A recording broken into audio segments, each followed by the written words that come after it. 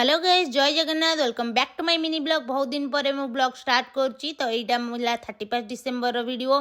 तो जेहेतु मो कतरे थिला भाविली आपण मान सहित शेयर करदेवी। तो सांग होइकि आमे चलू पुरी। बहुत जोर कुहुड़ी होइची। तो एबे आमे पिपिली पाखरे हे गलुनी। मु एई बाट दे बहुत थर पुरी जाइछि। केबे पिपिली कतरे रहिकी फोटो उठेइ नथिले। आज मु फोटो उठेइथिले, मु बहुत खुशी। तो चलते जीवा ए पुरी कतरे आम एंट्री मारे। तो वेलकम पुरी हो गलानी। तो फाइनाली आउ जमरू 6 किलोमीटर है पुरी। माँ बाटमंगला कतरे आम हो गलुनी। माँ को दर्शन करूँ। जितेबले भी आम पुरी जाऊ आम माँ को दर्शन करके जाऊ।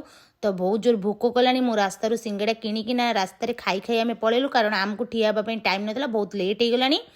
तो फाइनाली आम आसी बड़दाण्ड एंट्री मारू। तो आप देखो केते लंबारे ब्यारिकेड होती, माने स्टाण्ड कतरू पूरा माने जो पटे गाड़ी जाए सेठी होती। तो 2टा ରୁ 2:30 टाइम हो गलानी। आम टिके जाकि रुटी करिया खाई देइतिलु। मु क्लिप नहीं नथिली। तो एबे आम जीवु दर्शन पाई। दर्शन आमर आज तो भल हो जाइछि।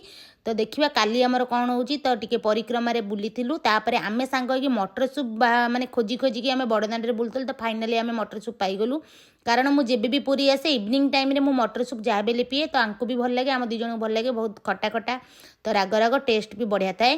तापरे एबे आमे जीवु बीच को। तो देखंतु बीच पळेलु। सेठी गोटे कप चा मु आगे पीतिली। तापरे केते सारा सी फूड थिला, किंतु मु किछि भी खाई नथिली। तो आपण मानू खाली वीडियो देखी दूजी। तापरे देखंतु गोटे मिठा वाला जाउथला। तो आंकर तो फेवरेट है मिठा, से खाइले मते टिके भी खोई देथिले। तापरे आज बहुत भिड़ थिला, जेहेतु आज 31 डिसेम्बर थिला, बहुत भिड़ थिला बीच।